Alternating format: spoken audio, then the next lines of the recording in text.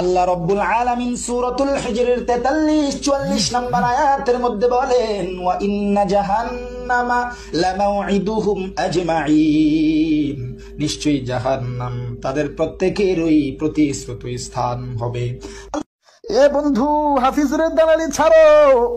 আল্লাহ তাআলা এত নাজ নিয়ামত দান করছে, এত সুন্দর কণ্ঠ দান করছে, কারো দালালি করার জন্য না, একমাত্র জন্য বলি, কারো দালালি করার দরকার নাই, কারো সুর নকল করার দরকার নাই।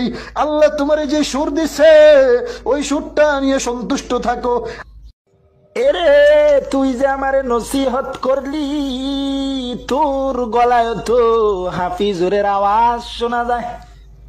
তুইও তো হাফিজুরের দালালি কইরা কইরা আরেকজন রে নসিহত দেস না, না